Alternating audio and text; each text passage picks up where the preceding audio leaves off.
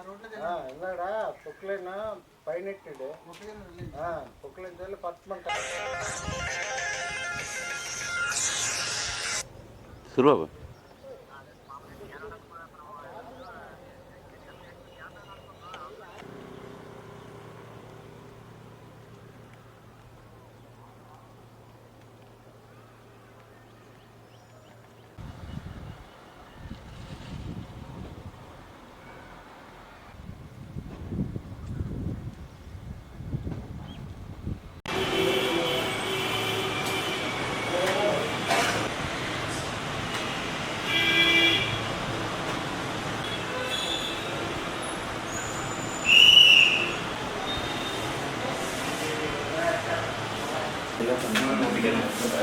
ఏం లేదు.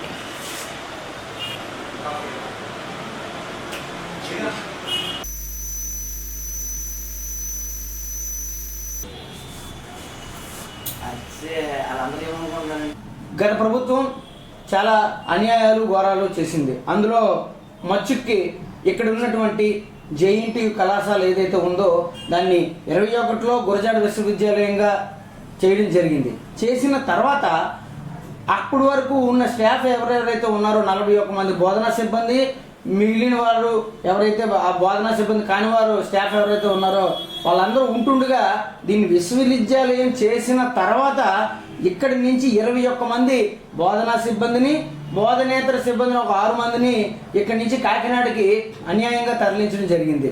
మరి ఏదైతే 2008లోనే చట్ట సవరణ ఏదైతే చేశారో యాక్ట్ నెంబర్ 22 దాన్ని పక్కన పెట్టి వీరికి నచ్చిన విధంగా వీళ్ళు ఎలా చేస్తారని చెప్పి ఈరోజు మేము ప్రశ్నిస్తూ ఉన్నాం.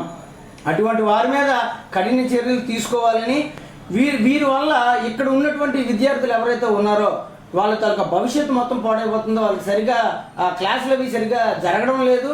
కాబట్టి వెంటనే ప్రభుత్వం దీన్ని సీరియస్గా తీసుకొని ఏదైతే మరి తప్పు జరిగిందో ఆ తప్పు చేసినటువంటి గత ఎవరైతే ఉన్నత విద్యా మండలి చైర్మన్ హేమచంద్రారెడ్డి గారు ఎవరైతే ఉన్నారో ఆయన మీద, మరియు అలాగే గత కాకినాడ వీసీ అయినటువంటి జీవీఆర్ ప్రసాద్ రాజు గారిని కూడా అదేంటిది వాళ్ళని ప్రశ్నించాలని చెప్పి, అంతేకాకుండా వారి మీద కఠిన చర్యలు తీసుకొని ఇలాగా స్టూడెంట్స్ తాలూకా జీవితాలతో ఆడుకుంటున్నటువంటి వారి మీద కఠిన చర్యలు తీసుకోవాలని చెప్పి మేము కోరుతూ ఉన్నాము.